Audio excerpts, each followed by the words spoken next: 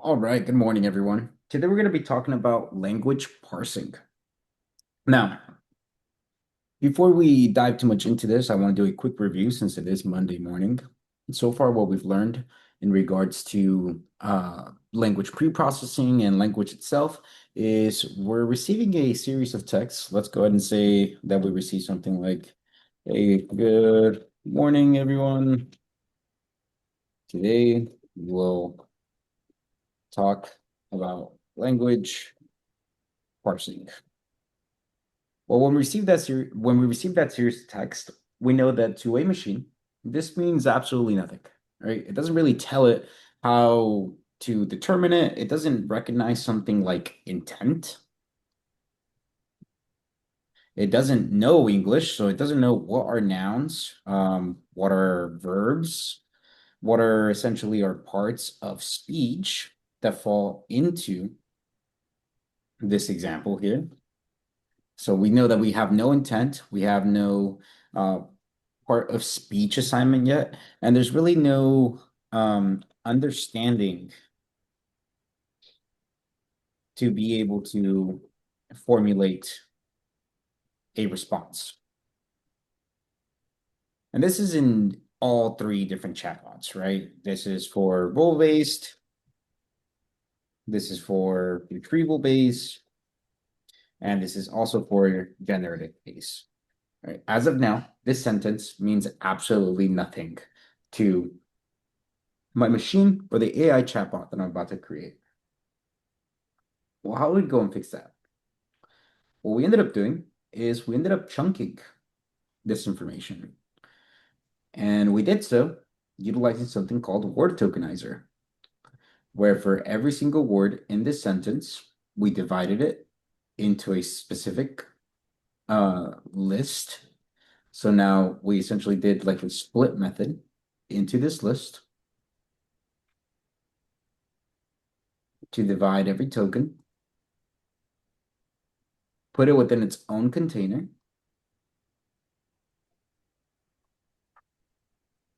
and then we kind of dove into the meaning of language, or more, I like to think of text processing as the idea of what is a word, right? So text processing or text pre-processing, I apologize, is more of what is a word. And here we talked about separate techniques. The one that I just demonstrated up above is called a word tokenizer.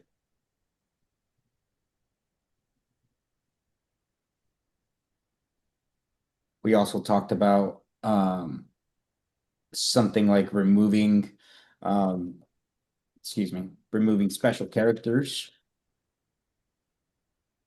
or in otherwise lamest term, noise, right? We want to get rid of anything that we didn't want to show up inside of our text before we introduced it to our machine. We also dove into two different ways of getting to the root of a word. So stemming, which is removing prefixes, and suffixes. Most efficient, but not the most accurate. And then we dove into the concept of lemmatization. And for lemmatization, we can't just reassign it. We actually utilize the POS tag method from NLTK to assign a POS to each word. We then generated a function that would reassign the POS to the wordnet match of a noun, verb, a junction, and I think there was an adjective and an adverb, right? Somewhere along those lines.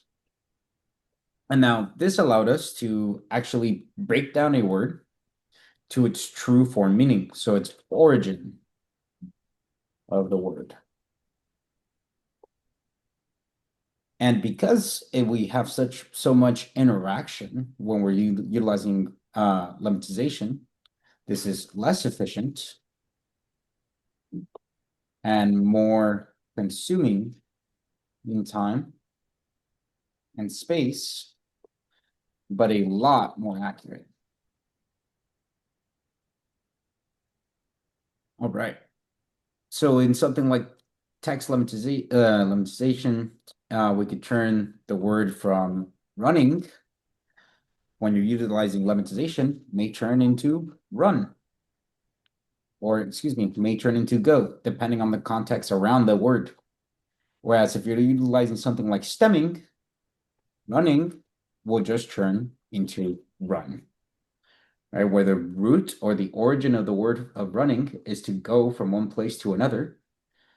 And running, when you remove the suffix, or I think this is the suffix actually. Nope, that would, yeah, now I'm getting myself confused. When you remove the the extra n, the ing there at the end, you get run. Right? So there's the concept of stemming and applying lemmatization. And let me actually reverse these so that they somewhat match.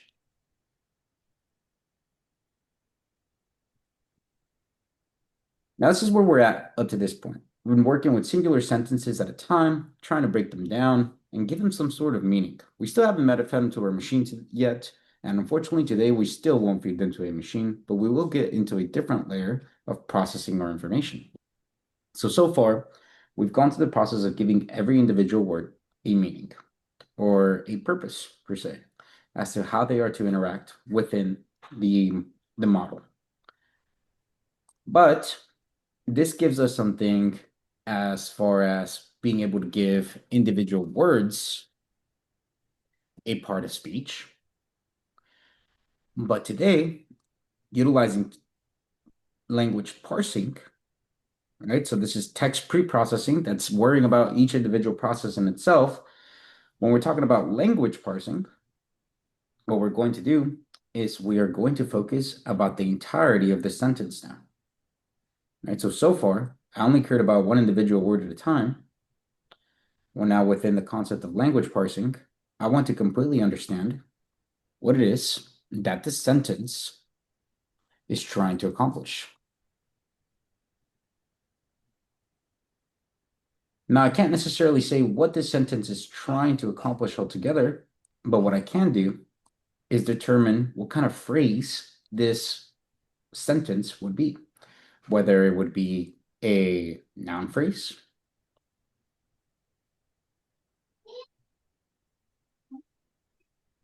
a verb phrase, and we'll dive deeper into all the different types of phrasings that there are available for us to work with.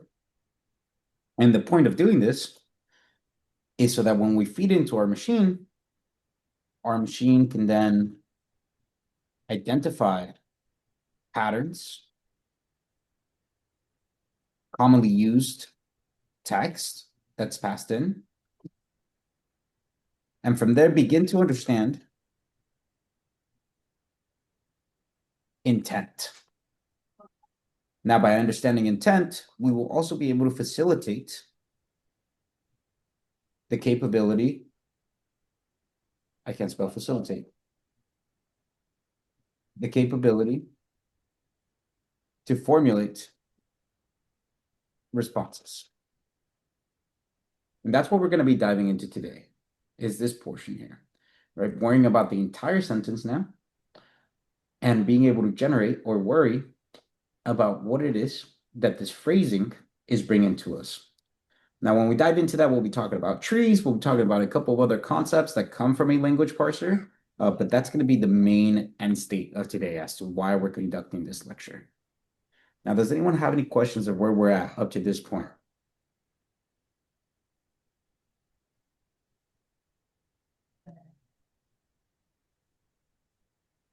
Okay, I'm not seeing anything on the chat. Let me go ahead and check the Avenger questions channel.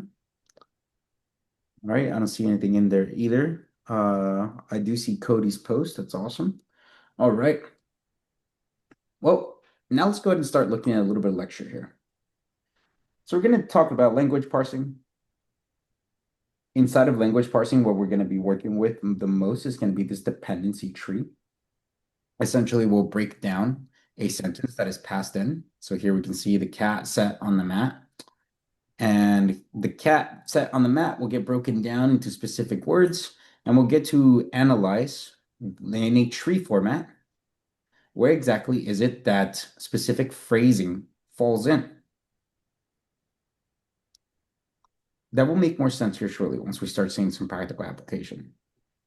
So first of all, what is language parsing? Can somebody read this sentence, this paragraph here? Language parsing in natural language processing refers to the process of analyzing and breaking down a text or sentence into its grammatical components to understand its structure and meaning. Parsing involves identifying the roles that individual words play, such as nouns, verbs, adjectives, etc., and how they relate to one another within the sentence, typically by generating a syntactic representation like a parse tree or dependency graph. This structured representation helps machines interpret the hierarchical relationships and dependencies between words, such as which noun a verb is acting upon or how clauses are connected. Parsing is essential for many NLP tasks, including machine translation, question answering, sentiment analysis, and chatbot intent detection, as it enables systems to move beyond simple word matching and towards understanding the syntax and, indirectly, the semantics of a sentence. There are different types of parsing approaches in NLP, such as constituency parsing, which focuses on dividing a sentence into nested subphrases, and dependency parsing, which focuses on the direct relationship between words. Accurate language parsing allows NLP systems to grasp the meaning and intent behind human language with greater precision, facilitating more natural and contextually appropriate responses. All right, awesome. Thank you. Perfect. So now we understand a little bit more about what language parsing is. Now, before we can dive into all of the code and everything that goes into language parsing, we are going to spend a pretty good amount of time exploring the ideology or the why we are actually doing this. Since if we don't fully understand why what it is exactly that we're trying to accomplish, and we're just running through code, we're just essentially writing code blindly to get to an end state, right? This is a little bit more underneath the hood because of all the tools that we're going to be utilizing. So let's spend some time actually understanding everything that's happening here. Now, with that said, we are going to take a step back here and do a little bit of a review in regards to regex. Now, we're actually going to just going to do a quick review here in regards to regex. So in regex, we have this interlanguage parsing. You'll see that I'm inside of this Jupyter notebooks. I'm going to add or I'm going to edit this markdown file here to have that portion. So we're going to go ahead and do some regex review here. And by regex, I mainly just mean the RE methods that are available. So the RE methods that we'll be exploring will be re.match, which is one that we should all be extremely familiar with now. We'll go ahead and do a quick review over re.search. And then we'll do a quick review over re.findAll. Now, re.match. re.match will simply find a pattern within a given string towards the beginning of the string. Will not look through the entire string unless the regex pattern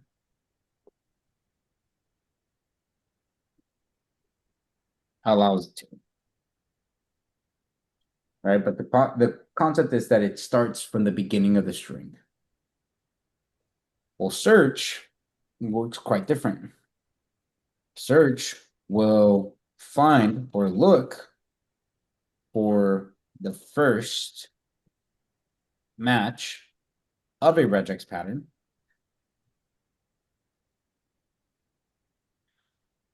but it will iterate through the entire string to attempt to find a match.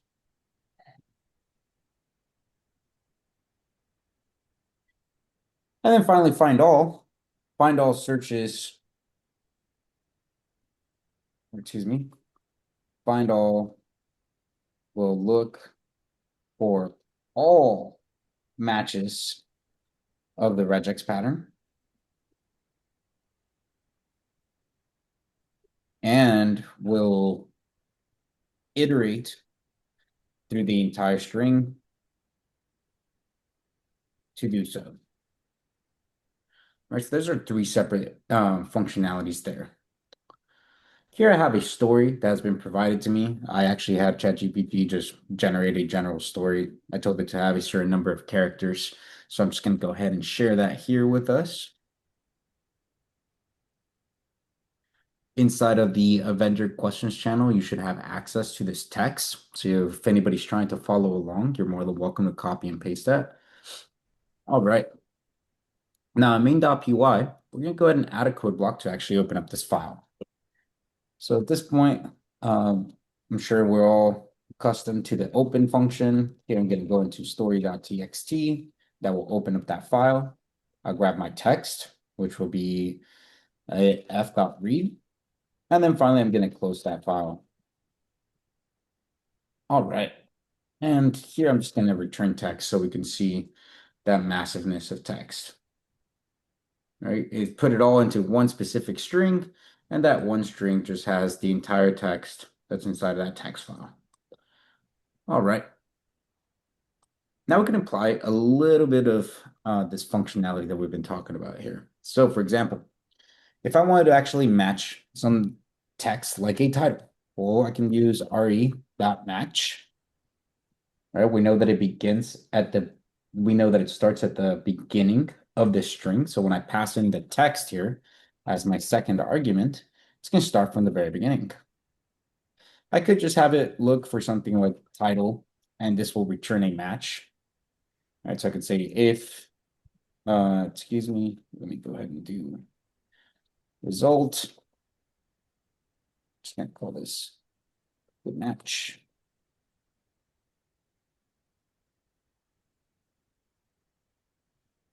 I can print the match there. Oh, go ahead, Daniel.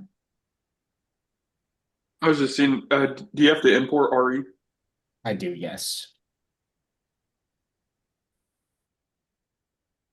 So match found at start, and we'll go ahead and integrate that with this here. We'll say good match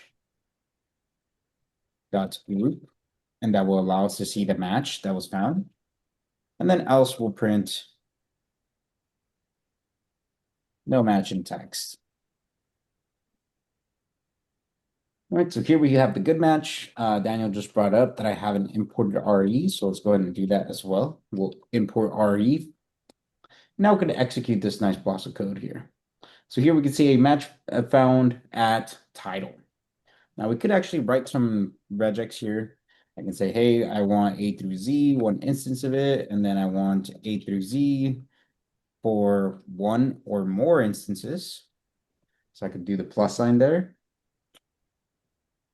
And there we can see that there was a match found at title as well.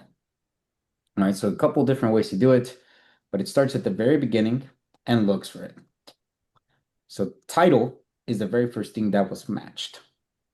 And if we take a look at our story, the very top, here is title, which is the matching that we're looking for. Now let's go ahead and add a separate block here where we're going to go ahead and apply the search. So I'm going to, again, this one I'm going to name it search match, which is going to utilize the re.search method. And in there, what we're going to be looking for will be machine. Now pass in the text as well. And we could apply the same thing. We can say if search match. So if there's something to be returned, we'll go ahead and print an F string saying, hey, machine was found at the position of search match dot start. And then we could also see the grouping that was found.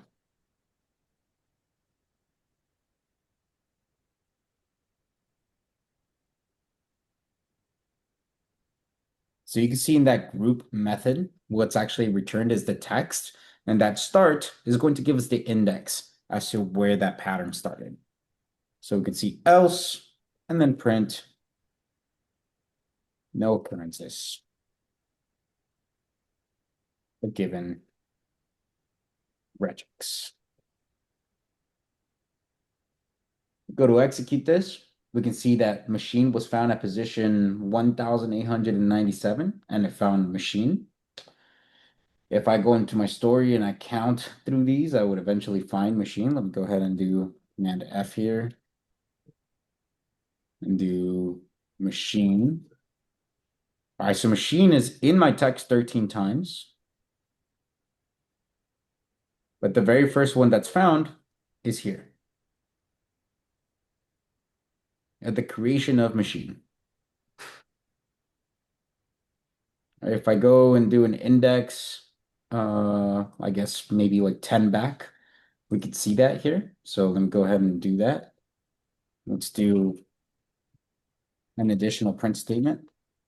Doing text, where I want to see from 1887 to 18, or let's just do 19. So creation of a machine. So there you can see that's the creation dash A of machine. Let me keep something like this. 9, 10, and I missed that by 1 character. There you go. So creation a machine mind. It tells me that it was found in 1897. So there you can see it. There would be index 97 would be that M. So that's our search function. Now finally, let's take a look at the find all function. And we'll utilize the same thing. We'll go ahead and pass machine since we know that machine is present 13 times. Let's say all machines is equal to re.find all. We can pass in a regex pattern if we wanted to, or just pass in machine as I am here. I'll pass in text. And here I'll say print, because that will always return a list, whether that is present or not. So I can't do a truthy or falsy statement there. So I'll just go ahead and say print the length of all machines. If I go to execute that, you'll see it's giving me 12. So something along this machine must turn into machines. So there's machine, machine, machine. Oh, no, the problem was the capitalization. Here it is. So this machine here has a capital M, which doesn't match our regex pattern.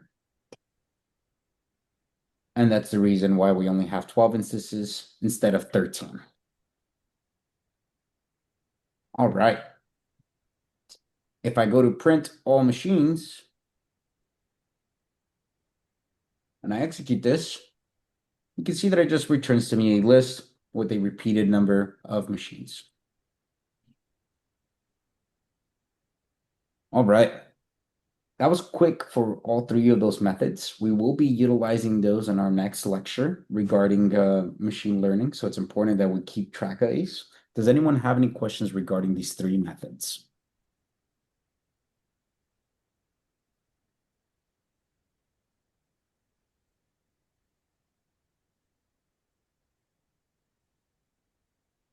Perfect. If no one has any questions, then now it's time to start talking about parts of speech.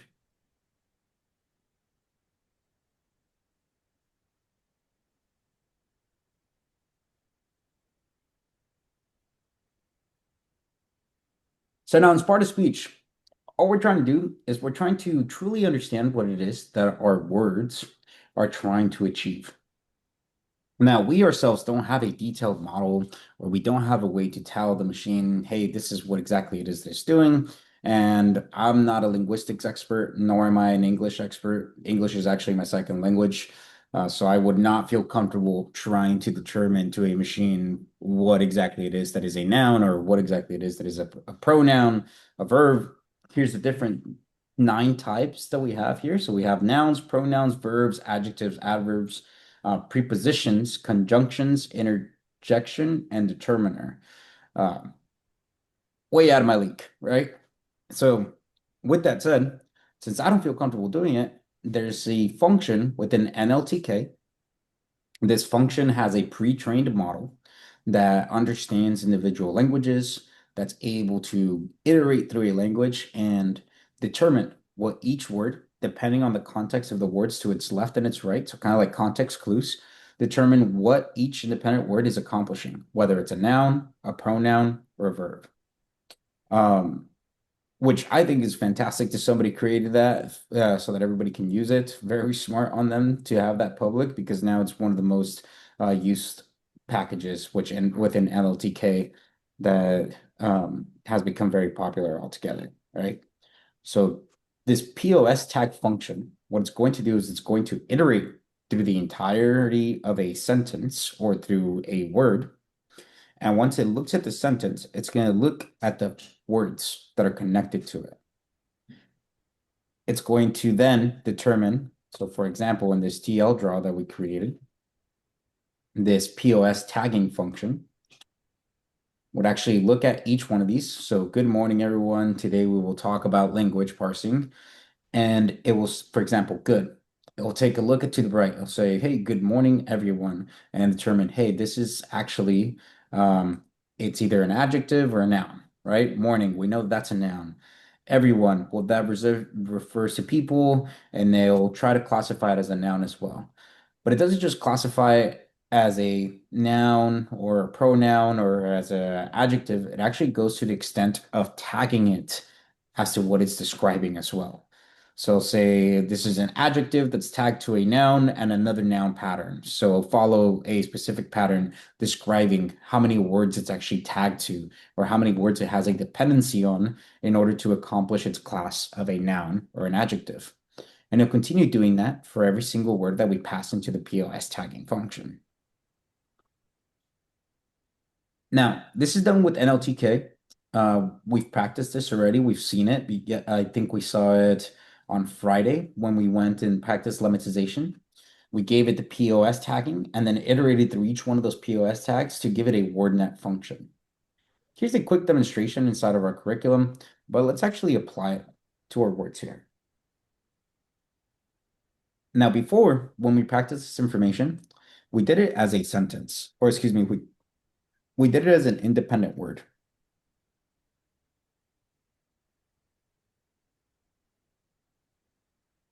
But what POS tag needs is a list of words where the list is represented or representing a sentence. Now, what we did before is we passed it in by just defaulting to word tokenizer and passing it all in, which doesn't necessarily break it, but it could create some misbehavior if we're not breaking up each sentence for the part of speech function. So today, what we're going to be practicing is we're going to sentence and word tokenize our entire story. And then we are going to remove the stop words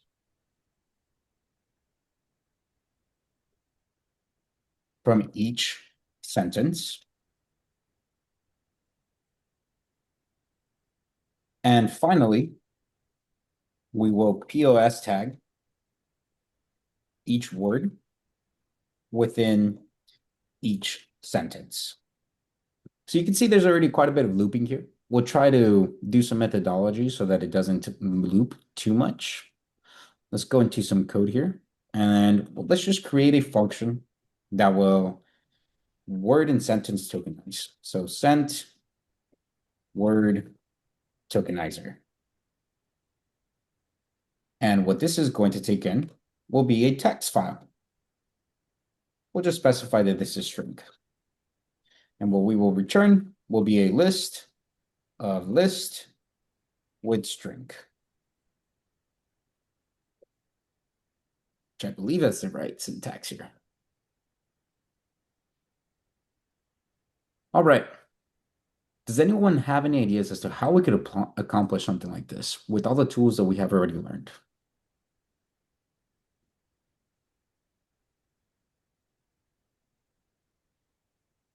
Maybe do a match all kind of function where you're looking for punctuation. Okay, so I could actually utilize regex to try to split this all together, and I can make it by default, right? But I think within LTK, we may have the ability to import a couple of functions that will do this for us.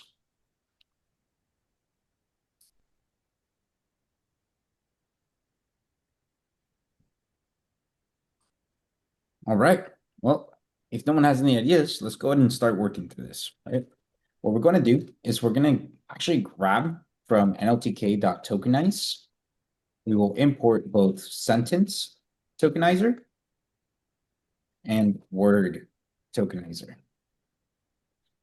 Now, just in case we don't remember, let me go ahead and open this up here. Sentence tokenizer will grab the text and return a list of sentences. Word tokenizer will grab the given text and return a list of words. So it's kind of like an embedded for loop. Oh, go ahead, Andy. I was kind of had the same thing in mind, but I thought maybe a regex was like a significant part of the whole process. If it's not, can you please explain why it's not? Yeah, so regex is going to be an important part of the process when it comes to noise removal. And then regex will also become more important once we're working inside of feeding it to our model. And you're going to see a little bit more of regex here shortly once we start dividing the phrases as well. When it comes to language processing altogether, you're really just interacting with string, right? So in order to make this as efficient as possible, we need to be proficient with regex as well. So that's the reason why we're hammering regex as much as we are. But up to this point, we don't necessarily need to utilize regex to accomplish the task that we're trying to accomplish here. Does that answer your question, Andy? Okay, yeah, makes sense. Awesome. All right, so now we have our sentence tokenizer, we have our word tokenizer. We're also going to need stop words to be removed. All right, so let's go ahead and take a look at how we could do that here.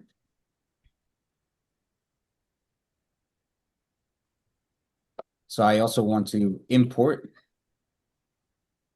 from nltk.corpus. I want to import my stop words, which will allow me to remove stop words from my string. And then finally, I want to actually give them a POS tag, but we'll worry about POS tagging here shortly. I guess we could do it within the same function, but at that point, it wouldn't be just accomplishing one thing, it would be accomplishing two things. So maybe we could create three separate functions. Let's do remove stop words, which will take in a sentence or tokenized sentence, which is a list of string, and it will return a list of string. And then we'll go into POS tag in here as well. So let's worry about this sentence tokenizer first, or sentence word tokenizer first. So for this sentence tokenizer, I'll go ahead and say sentences be equal, or let's do text sentence tokens, make that equal to the text that we're passing in, which is going to be sentence tokenize text that will break it up. And this is actually going to return a list of strings. Well, now we can say word. This is a sentence word tokens and make that equal to the word tokenize that will take in the text. And this will actually have to be some iteration here. So let's do word tokenize that will take in each sentence or sentence and text sentence tokens. All right. So that goes through the process of actually going through the sentence and showing us each piece. So let's me do a couple of print statements here. So let's do text sentence tokens. And I'm just going to do indexes of 1 through, excuse me, of 0 through 5. And then we'll take a look at our sentence word tokens there. And we'll stop the function for now.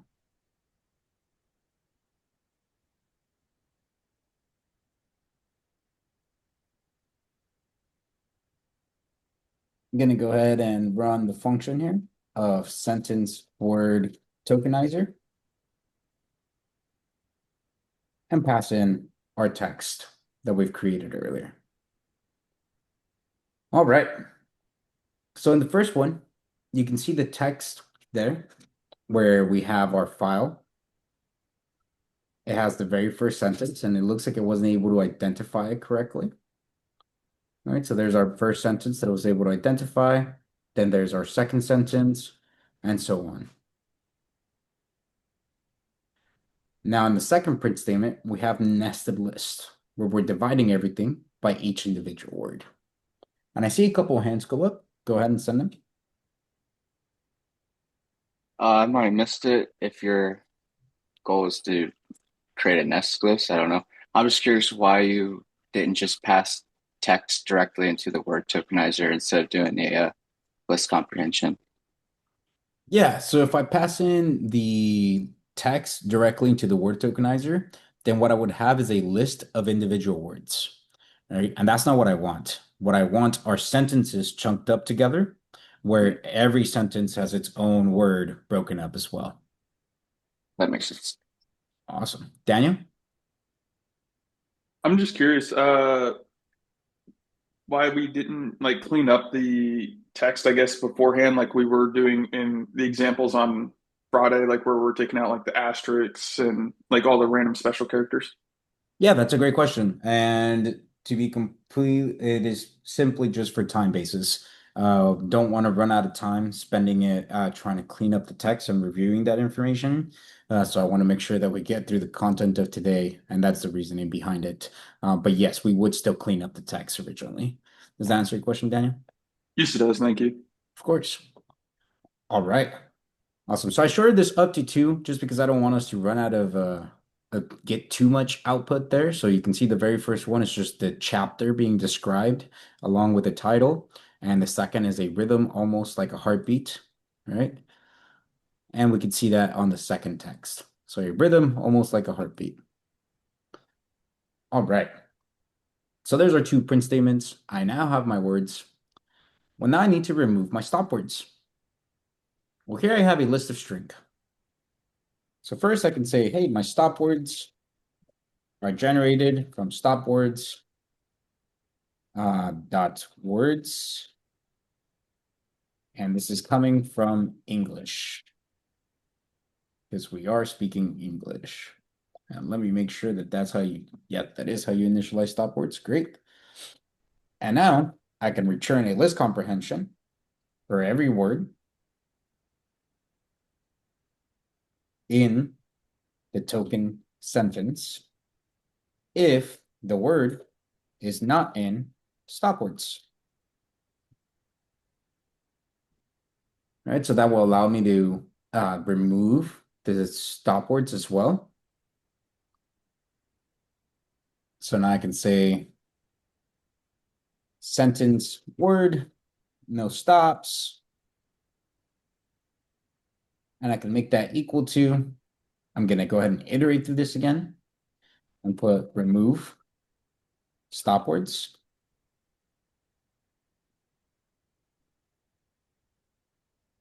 I'm going to pass that in for every sentence or sentence in sentence tokens.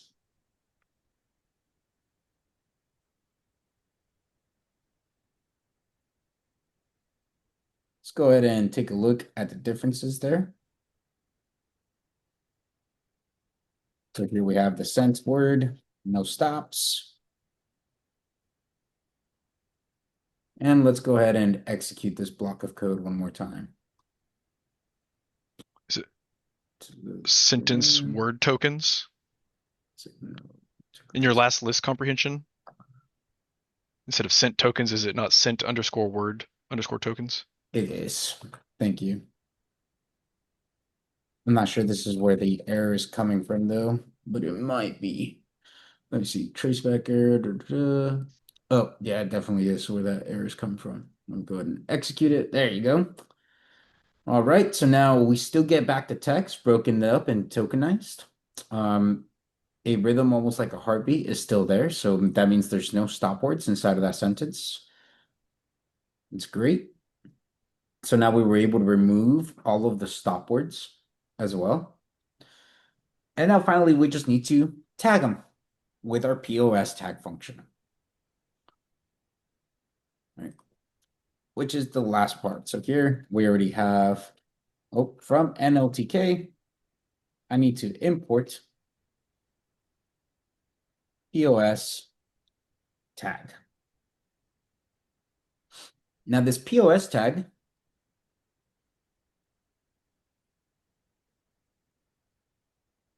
returns a tuple wherein index 0, the value itself will be represented. And at index 1, the part of speech tag will be represented. So I can go ahead and do that here. I can say sent word POS be equal to, and I'm just going to do yet another list comprehension there, where I can do POS tag. Again, it expects a list of words, so I can pass in the sentence for every sentence in sent word, no stops.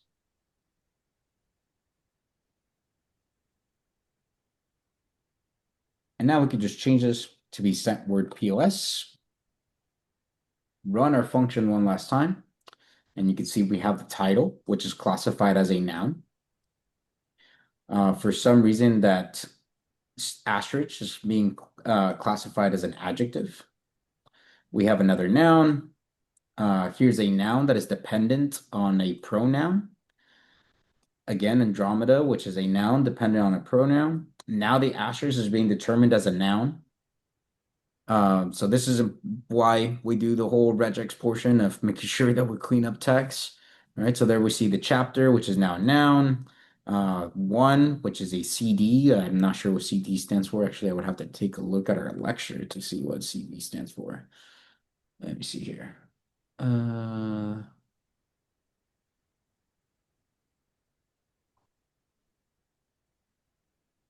I don't see it. Oh, right. We can see signal, which is also a noun. Here we go. I like the second sentence better, so I'm just gonna do index 2 instead, which is index 1 instead. It's a little bit more readable and has a lot less noise. So there we see a rhythm almost like a heartbeat. There we get a rhythm, which is a noun, almost. RB, which I believe is an adverb. It is nice. Like, which I'm assuming injunction, or preposition. There you go. There's a heartbeat, which is a noun as well. And then we have our period. All right, so now we did everything that we needed to do to this word tokenizer, and we can go ahead and return this sent word. POS. Now I can go ahead and refactor this as well. You drawing on my screen, Kevin? All right, I can go ahead and refactor this as well and just make this all a little bit easier for me as far as my return process, right? I can comment out my code here and I could just return all those functions at once. So I'd say return and I could nest them. So I know I'm going to POS tag the sentence. Before I POS tag it, I need to remove the stop words. And before I remove the stop words, I need to word tokenize. I can then pass in the sentence itself. And I can do this for every sentence in text, sentence, tokens.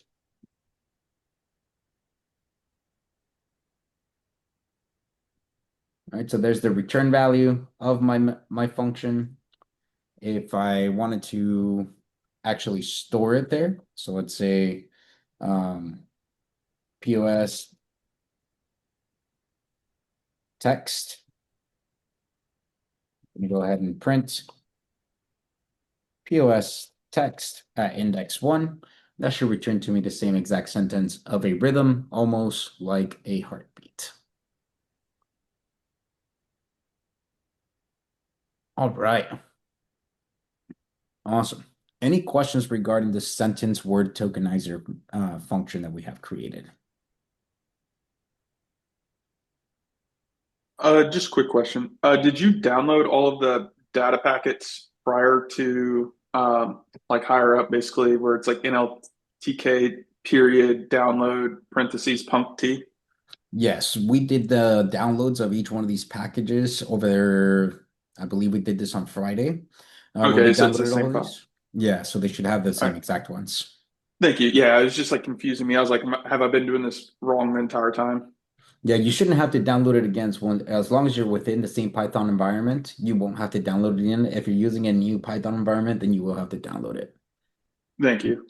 Of course. All right. Any other questions?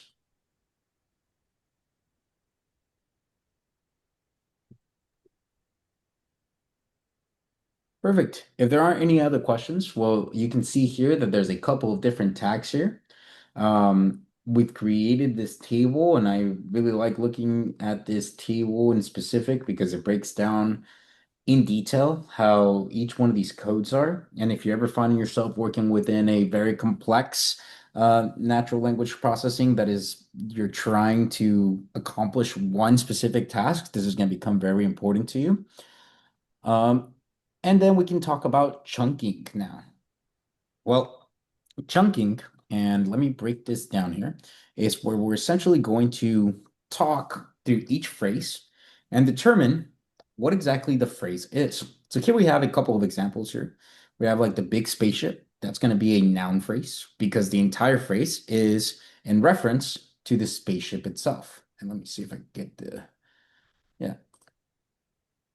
These two are just utilized to talk about the spaceship itself, right? We have a verb phrase, so has been running quickly. So has is not really anything that I need. Been, also nothing that I need. But running and quickly, well, that's a verb with an adverb. Right? We have a prepositional phrase, which is on the table, under the stairs, giving me locations there. We have adjective phrases, such as very happy, extremely difficult. Now, why is this important, right? What's the whole point of phrasing within the concept of chunking, or what is chunking? Well, if we take a look at this example that we have here,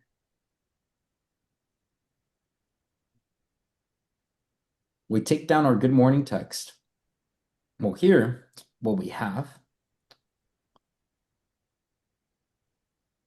is a very simple root of a sentence. So this is our entire sentence. But just like everything inside of programming, you'll notice that everything is just boxes inside of boxes. Now, what does that mean? Well, inside of this root, we may have different portions that fall into different things. So for example, this good morning, everyone. And I wish there was a way for me to break that down here.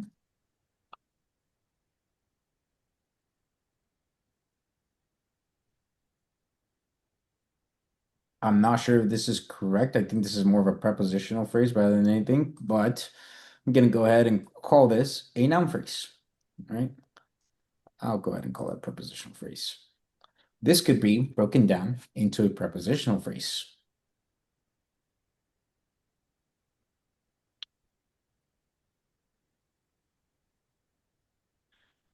Whereas today we will talk about language parsing. So today may be the only noun that we have.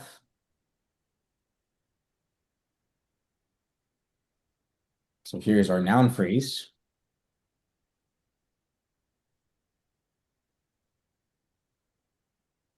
Where we're referencing today. And then we will, those are kind of not, I'm pretty sure those are stop words, but they're definitely not something that falls within my language parser there. But here I have a verb phrase. Where in my verb phrase, I have talk about language parsing. And so here's a verb phrase, and I guess you could say that language parsing will also likely be defaulted as a noun later on. So this could also break down even further. And in here, we would have two separate verb phrases, or excuse me, we would have a verb phrase and a noun phrase, where the verb phrase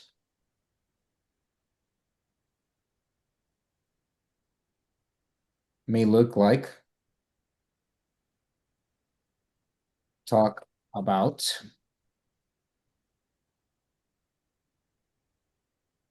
and my noun phrase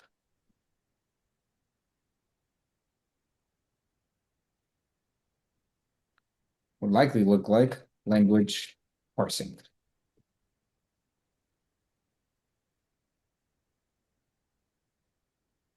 And that kind of gives us this tree image as to how everything is broken down within the language in order for my model to be able to start understanding intent. Now, this is called chunking, and it's kind of the meat and potatoes of what language parsing is, right? We're going to chunk everything to belong into specific verb phrases, noun phrases, to be identified individually. And then that way, when we introduce it to our robot, or excuse me, to our machine is better at understanding intent and recognizing what would be the correct answer for any prompt. Does anyone have any questions as far as what is chunking? Let's hear it, Carlos. Is this used along with tokenization, or is this an alternate way of doing it? No, so this is going to be used along with tokenization, right? So after everything gets tokenized, so everything that we just did, now we're going to start feeding it into a regex parser that will actually be able to identify each one of these phrases and label them correctly before we start feeding them to the model. So the lemmatization, the cleanup of noise, the lemmatization process, and the tokenization that we just demonstrated, all of that should happen before what we're about to do for part 2 of the lecture. Yeah, thank you. Of course. Daniel? So would this mostly be used for generative versus like one of the other ones that we talked about earlier where it's just a fixed output? So no, because so you would think that it would be only for generative because why exactly does my rule-based chatbot actually need to be able to understand intent, right? Well, a rule-based chatbot needs to not necessarily be able to identify intent, but it needs to be able to identify a sequence of phrases, whether they be noun phrases or verb phrases, to be able to respond out of one of the structured responses that we have given that chatbot, right? So all 3 chatbots will actually go through the process of understanding this and the language parsing. It's just that generative AI or generative chatbots also work with something called I forgot the terminology. I apologize. But there's an extra portion that allows it to actually guess, think, and formulate answers, whereas the other 2 don't do the guessing and thinking portion. Does that answer your question, Daniel? It does, thank you. Of course. All right. Any other questions?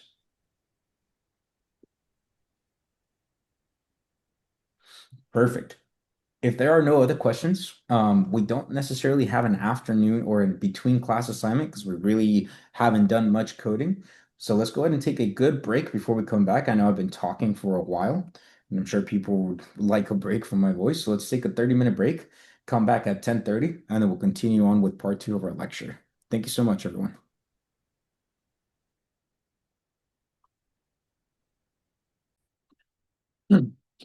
All right, welcome everyone for part 2 of our lecture where we're going to actually implement this chunking of our data, right? We're receiving our text gets broken up into individual tokens. So far, we were able to give it a part of speech tag, but now we can actually chunk our information. So then instead of just giving them a part of a speech tag, we can identify what is a phrase that belongs to a noun, what is a phrase that belongs to a preposition, or what is a verb phrase? Well, we're going to do that by actually applying this with a regex parser. Now, let's go into looking at a little bit of code here, actually. Let me scroll down. So now we're going to go into applying chunking.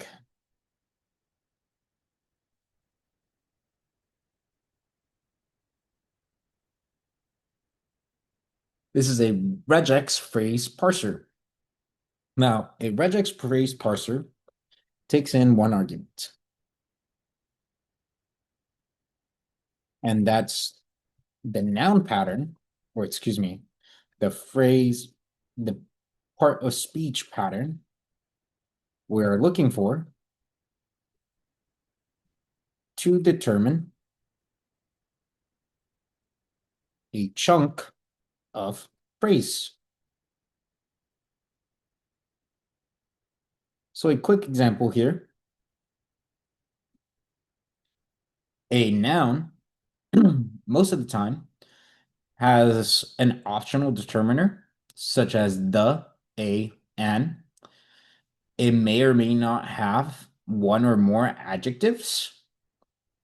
Right, so the determiner will be optional. There will be may or may not be one or more adjectives. And then there may be one or more nouns. Now remember, the part of speech tag didn't just classify these nouns in sets of 2. There could also be sets of 3. Right, so the way we accomplish something like a noun tag, go ahead and add some code here. So again, a noun tag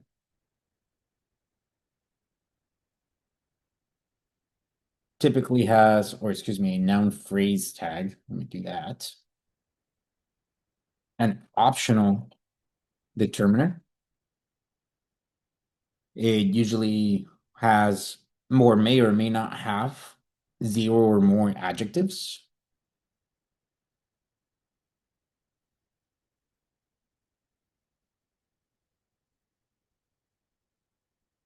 And then it has a noun.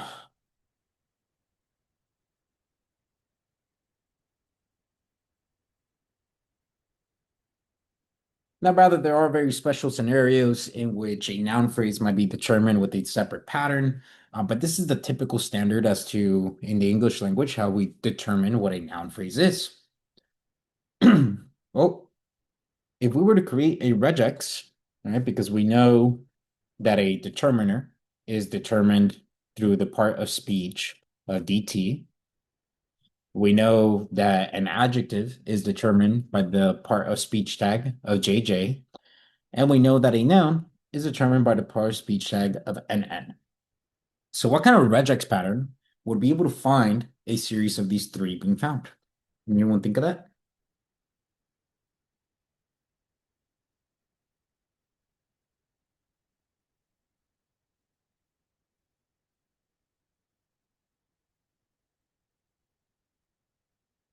All right, so I want to be able to find a regex that meets this determination. So an optional determiner, 0 or more adjectives, and 1 or more nouns. Is there a specific order besides the noun being present at the end of the phrase? Yeah, so first determiner, then adjectives, and then noun. Well, if a determinant of a noun is always gonna go in front of the noun. Most determinants, well, there's a shitload of determinants actually. I mean, it's a, the, and Yeah, what so else? my regex pattern isn't looking for the specific words. We're just worrying about these tags. So I want to create a regex pattern that checks these tags in this order. DT wrapped in parentheses with a question mark after it to make it optional. All right, so DT wrapped in parentheses with a question mark to make it optional. All right. Not brackets. If you wrap it in a question mark and make it a capturing group, the question mark means 0 or more of those characters. Star means 0 or more. Question No, mark star, means one optional. more. Is it optional Yes. Yes, 0 question or mark 1. is optional. for capturing groups? All Then right. you want JJ. 0 more, same thing, 0 or more JJs, then you do, are there spaces in here? No spaces. Okay. JJ inside of parentheses, and then star, which makes it 0. No, what does star do? Star does 0 or 1. Star is 0 or more, and then plus is 1 or more. All Okay. right. And then NN. Which we know should be 1 or more, right? Okay, perfect. So this is a good regex here. So we're just gonna do noun regex. And this is pretty much the syntax we're going to be utilizing whenever we're working within a regex parser. Now, in a regex parser, our regex is going to work a little bit different. So moving forward, when we create a regex parser, the regex parser will require a regex to look for within the POS tags. Now, what we can do here is we can determine what this chunk will be called.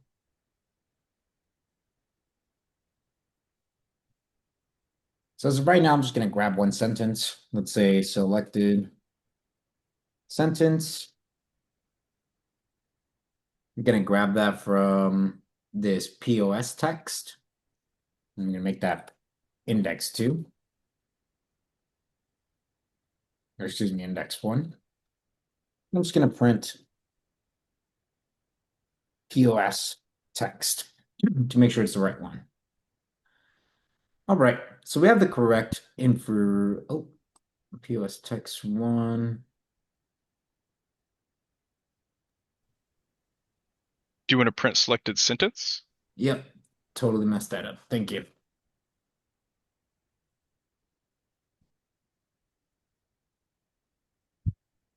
There you go. So that shows me that I have a rhythm almost like a heartbeat. Perfect. And I could actually take a look through this portion to determine what kind of phrase it is that I have, right? Well, let's do a couple of things here. First is I actually want to grab a regex parser. So I'm going to say from nltk.chunk, I want to import regex p parser. And then I can make an instance of this class. So I'm going to call this parser be equal to regex p parser.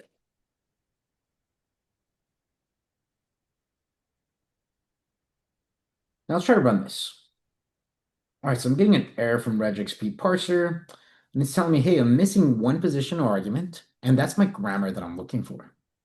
So what it's looking for here is going to be a regex amount that matches the grammar that we're looking for. What I'm looking for is a noun phrase. So I'm going to specify this by creating a chunk noun. Like I said before, this is going to look a little bit different. First, I'm going to determine a variable to save this chunk under. And I'm going to save this as a noun phrase. So this colon is what identifies the assignment.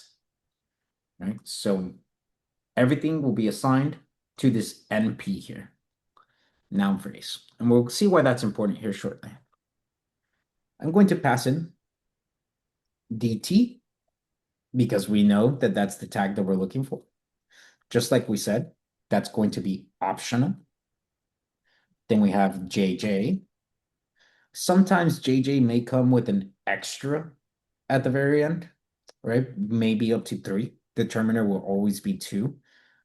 But we could have an additional letter there. So I'm going to put a wildcard there, saying that the wildcard may be 0 or more.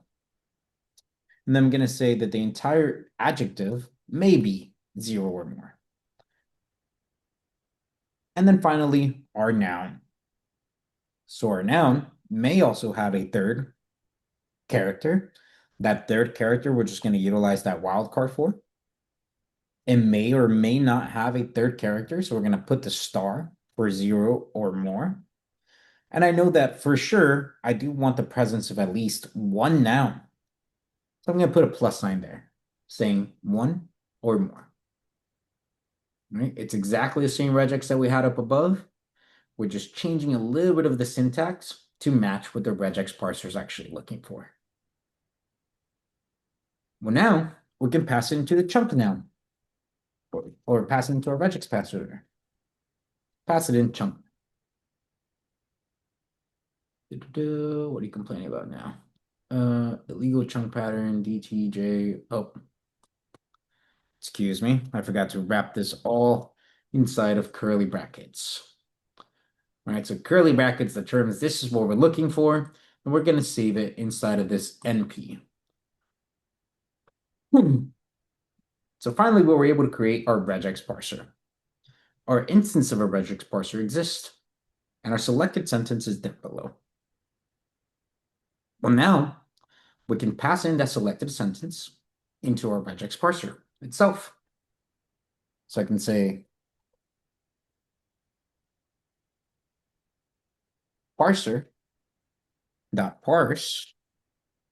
and this method is actually going to return something. So I'm just going to go ahead and do chunk tree, because this is going to return the tree that we drew out in TLDraw here.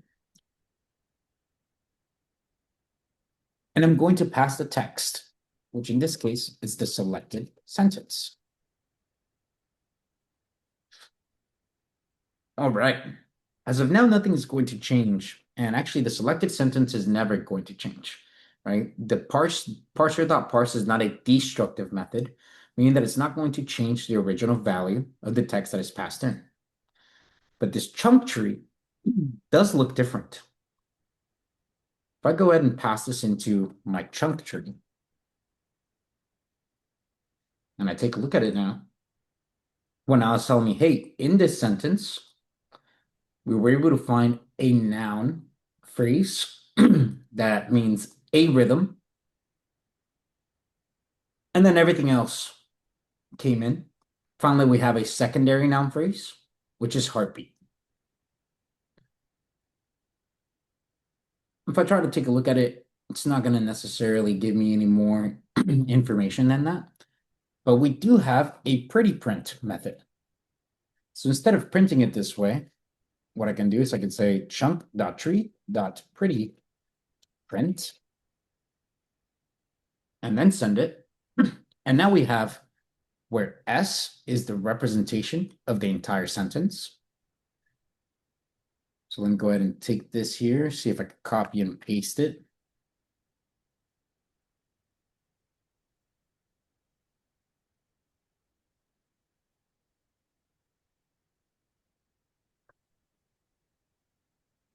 Nope, that did not work.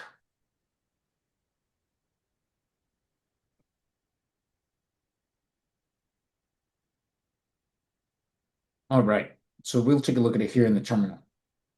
So S is a representation of the entire sentence, which in this case, the sentence that we were working with is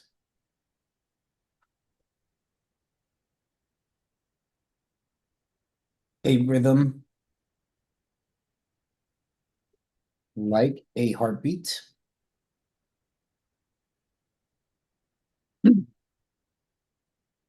Now, in that rhythm like a heartbeat, or almost like a heartbeat, I apologize. What it was able to do is it was able to break down where almost is an adverb, like is in, which I forgot what that is. And I actually don't know what in necessarily stands for. The period just fell on its own. It's just punctuation. It doesn't really care about it. But it was able to recognize that a rhythm, which is a preposition, plus a noun, is a noun phrase. So it chunked that portion of the sentence to be a noun phrase. And then it recognized the word heartbeat. Well, remember, the DT is optional. The adjective could be 0 or more.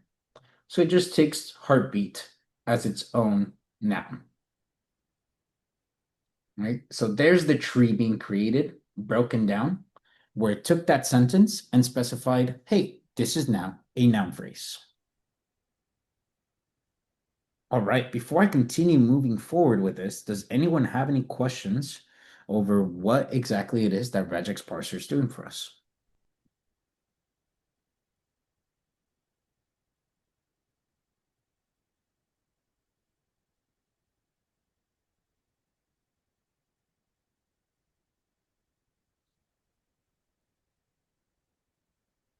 Okay, if no one has any questions, what we can do is take a look at subtrees as well. So what we're seeing here is the entirety of a tree. But what we can access is a method named subtrees. And you'll see that this generates an object. Now, this subtrees method here, and let me specify. So chunk tree has methods. The first one that we saw was preprint, which will display the entire tree for the sentence. The second method that we can take a look at will be subtrees, which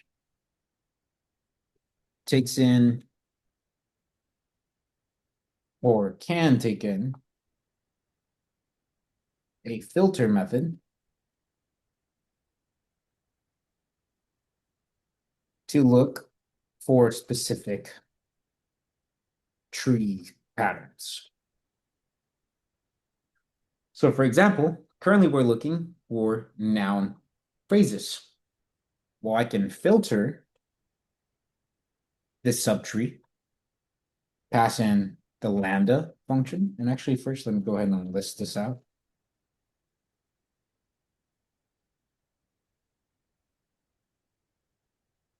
So you can see there's the tree where it starts off with the sentence. Inside there, there's a separate tree. That's our noun phrase of a rhythm. Then there's almost, there's like, there's another tree. That's a noun phrase called a heartbeat. Then there's periods. Right? And then it gives us our two noun phrases there. So there's our separate trees that are showing up in there. So our subtrees are noun phrases. Currently, right now, all there is noun phrases. If all I wanted to view was one specific functionality there, all I can do is I can say filter, lambda. I'm going to pass in a lambda function, where for each tree, if the tree label is equal to NP, then that's all I want to see. And it returns to me the trees that I'm looking for, which in this case is a rhythm and heartbeat. Right, so I can manipulate the tree object a little bit so I can see all the different portions that are inside of it. Now you may think to yourself, well, as of right now, there's only one, so why do I even need to see the different portions of it? Well, a regex parser doesn't necessarily just have to be a noun, right? Let me go ahead and change this so that what we're looking at here is a noun parser. Well, I can also create a verb. So let's go ahead and do a chunk of verb here. And for a verb phrase, we're going to do VP.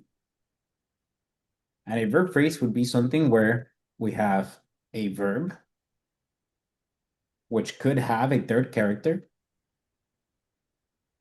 followed by a noun, or a preposition, or a clause. And that may happen 0 or more times. So this would allow us to find a verb phrase. Well, now we could do a verb parser.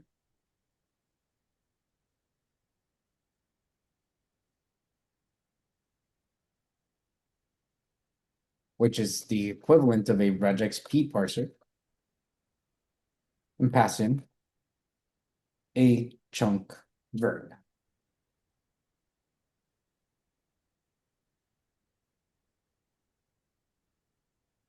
Let's go ahead and change this up and do a verb parser there. Well, now if I'm looking for nouns, chunk verb in your regex pattern. Yep, Just that misspelled. will do it. Thank you. Chunk verb, verb parser. What aren't you liking here? You're missing the colon in your. Oh, thank you. In my regex pattern. Syntax is important. Appreciate it. All right. So now if I'm looking for a noun phrase, it's going to tell me, hey, none of them exist because you don't have a noun phrase in this case. But if I look for a verb phrase within the same sentence, it's still telling me, hey, there is no verbs within this sentence. All right. So I was looking for a verb phrase there. We can see that it wasn't able to identify any. If I just do my chunk tree pretty print,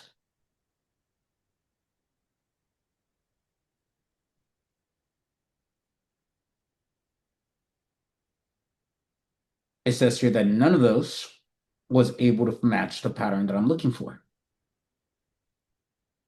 We can create different types of phrasing here.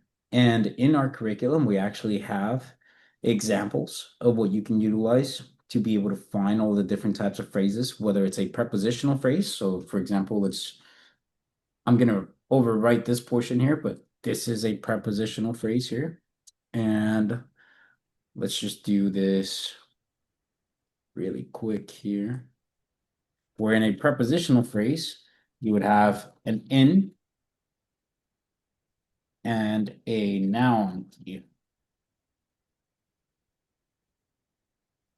And instead of chunk verb, I'm just going to change this to prep.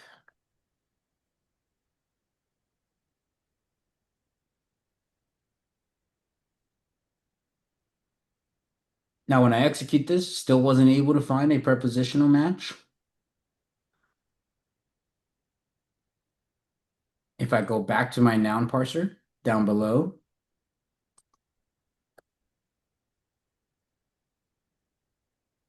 we'll go back to a tree where we actually have those nested trees inside of it. There's a couple of different patterns that you can utilize to establish what kind of phrases you may find, such as prepositional phrases, verb phrases, adjective phrases, and adverb phrases. All good to be able to analyze your text and figure out what exactly it is that your text is trying to accomplish or say. All of this will allow the machine to learn and try to recognize intent. All right. Does anyone have any questions regarding the regex parser?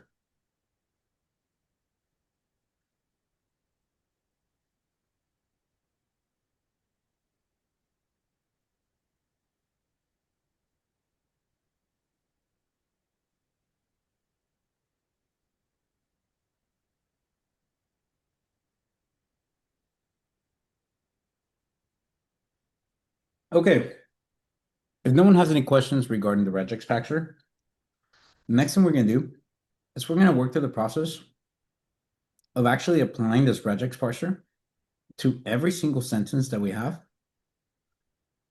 And then from there,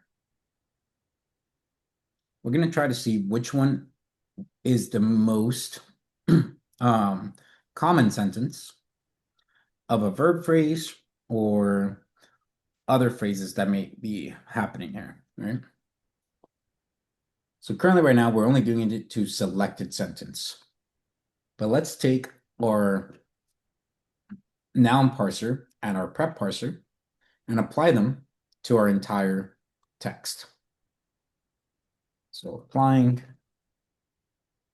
to entire text to recognize most common text.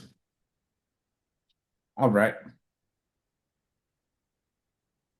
So here, I already have my regex parser for me, and I have already created it. So I know that I have my noun parser.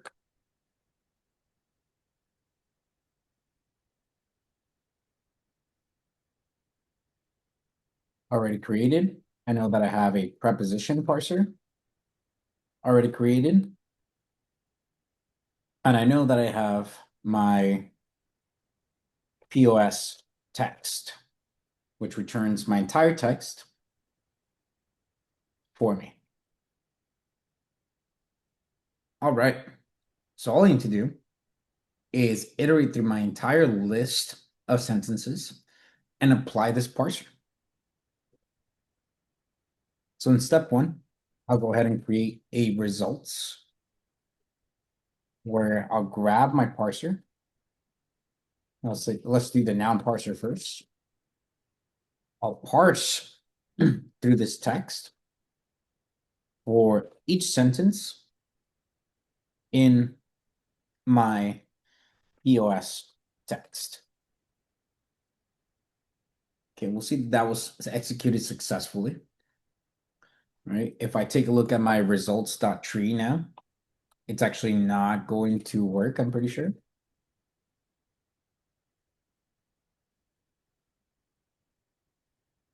If I try to do something like results.prettyprint, it would actually fail because it's a list object that doesn't have the pretty print method. Let me do results index 0 there. Results index 0. So no module named SV. Interesting, I'm not sure.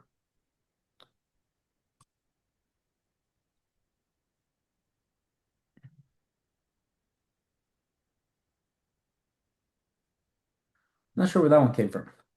Let me see if I could actually pretty print this one. There you go. So at index 0, I can see that there has been a pretty print there for my tree, where it was able to identify that title is a noun phrase. Here I have a separate noun phrase, which is the stars were recognized, unfortunately. That's why we do the cleaning. And there we have Andromeda chapter. We have a separate noun phrase here, which is the signal. And then we have another noun phrase, the pulse or faint pulse. All right. So these noun phrases are starting to come together. We see them applying at every sentence level. But that doesn't really give us the ability to see which ones are the most common. Well, in order to see which ones are the most common, what we're going to do is we're going to create a separate tool called a counter.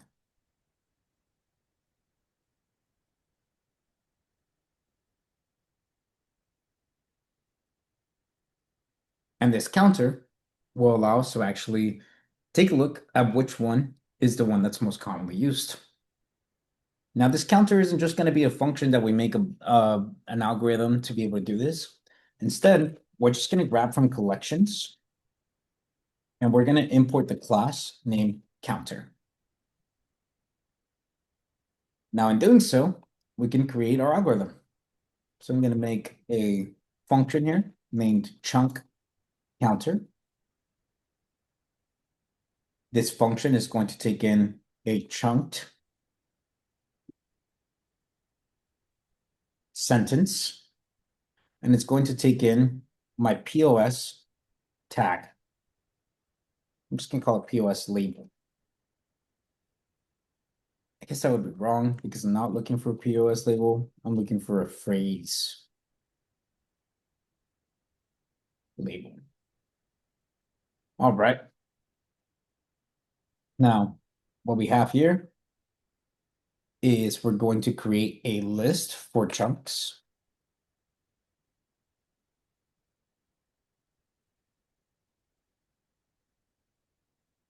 And we're just going to grab all of the chunks that are part of a noun. So I'm going to say for chunk in chunked sentences. So I guess this would be sentence, actually. And then I'm going to iterate through the subtrees. So I'm going to say for subtree in sentence dot subtrees, which we just saw the subtrees method earlier. I'm going to filter, pass in my lambda function,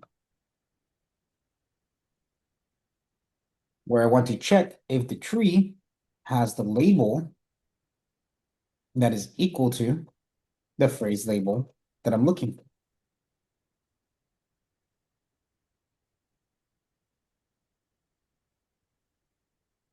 Well, if that's correct, then I'm going to add it to chunks. So chunks, append. And I'm just going to pass in the list or a tuple representation of the subtree. In this case, I'm going to choose a tuple because I know it's never going to change. And this is already a pretty bad algorithm since I have a nested for loop. So I'm trying to keep it as lightweight as possible there. All right. Now I'm going to have a counter. So I'm going to name this chunk counter. I have a counter there. And then I'm going to say for chunk in chunks. I'm going to do chunk counter, which is going to take in the index, which is chunk. So the value itself will be the key. And then I'm going to add the value of 1. So every time a chunk is added, if it's been said before, it will add the value of 1. And then finally, I'll just go ahead and return the chunk counter.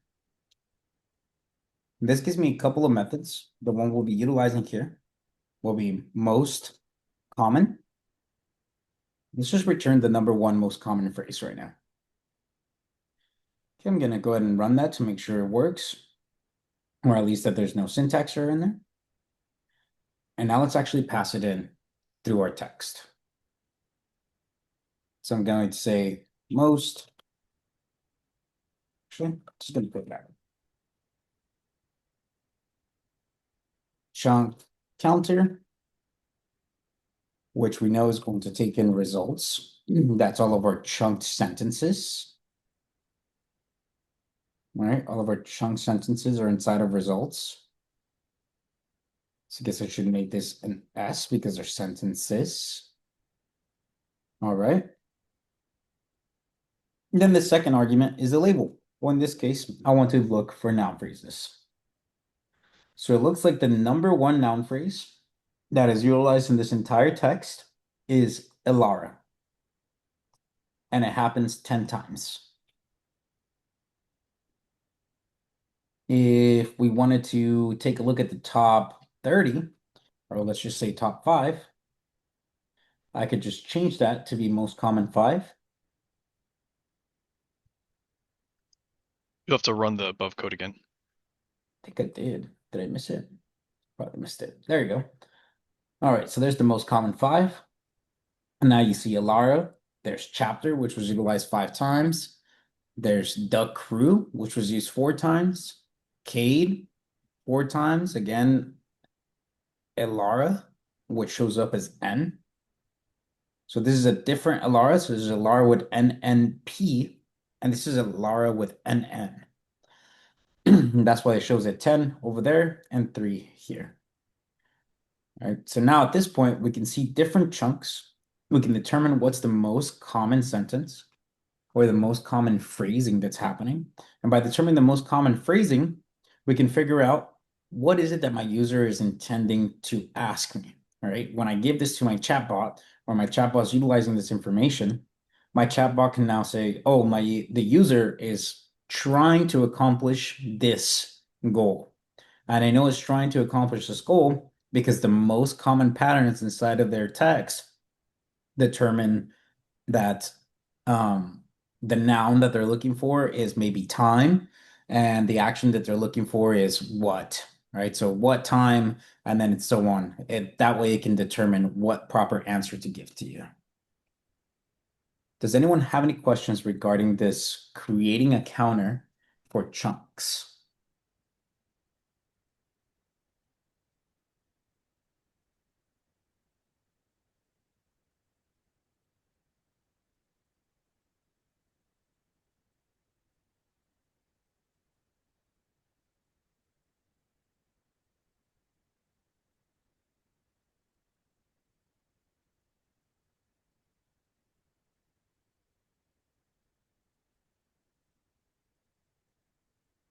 All right, if no one has any questions, I'm going to do a quick review over everything that we covered today. So today we did a quick review over regex and the RE methods such as match, search, and find all. After we covered those 3 methods and their differences, we covered part of speech tagging and how that works. We did that with our own text, where we, 1, tokenized our entire text by sentence, then tokenized each sentence by word. We removed the stop words from every sentence. And then from there, we POS tagged. We gave a part of speech tag to every word in every sentence. We stored all of that in the POS text. And then we started applying chunking. We applied chunking in order to be able to recognize patterns, be able to recognize intent, or allow our machine to start learning what the intent of text is. We created a couple of different regex examples, such as a noun chunk and a prep chunk, a preposition chunk. We then installed it. We then gave that to our regex pattern.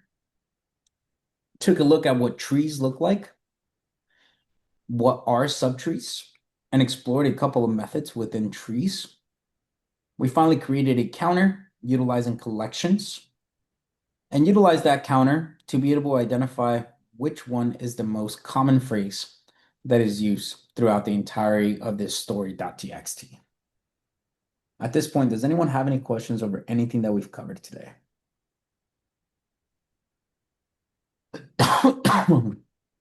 All right, if there aren't any questions, I'm going to go ahead and stop our recording here.